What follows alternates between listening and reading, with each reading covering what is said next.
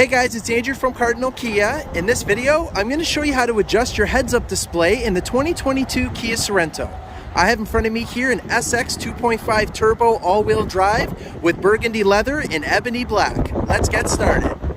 Okay, so to start us off, we're going to head into the 10.25 inch infotainment screen, and we can either push setup on the right hand side here, or from the home screen we can swipe to the left and hit setup in the bottom right corner. Now we're going to go into vehicle in the top left corner. And then off to the left here, we're going to see head-up display. So I'm going to select that, and the first thing we're going to do is actually enable the head-up display. So now that is turned on. So now when we look through the front of the windshield, we're going to be able to see the head-up display and information that's on there. Now, where it sits right now, not everybody looks through the windshield at the same height. So sometimes it may not show up quite the way that you want it, just depending on what angle you're looking at and how high up you're sitting. So what we're going to do is head into adjust it. So we're going to go to display control, and now we have the ability to adjust the height of it up and down. So right now, if I happen to be looking through, try and zoom in a little bit. Hope this is easy enough to read.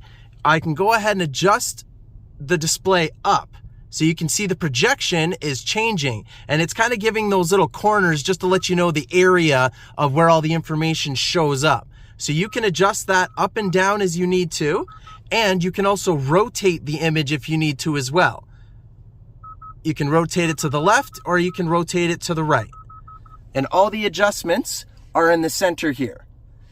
So you use these for up and down, and the side arrows here to rotate it if you need to rotate the image. You can also adjust the brightness as well. So right now I have it set to the highest brightness just so it's kind of easier to see. And you can actually even see right now that there happens to be the lane keep information on there too, because lane keep assist is currently turned on. So if I go to content selection, you're going to be able to see the information that's going to come up. So turn-by-turn directions when you have a destination in the nav system will come up on there. You'll have traffic signs that come up, any driving convenience info like your cruise control, and any blind spot safety info as well. You can have the radio media info go on. The one thing about that though is if you're listening to, let's say, an FM station with HD radio and the HD portion of it signal may not be strong enough, every time it refreshes, it keeps popping up on the heads-up display. So that might get a little annoying, so you can always turn that off. You could always have it on if that's your personal preference.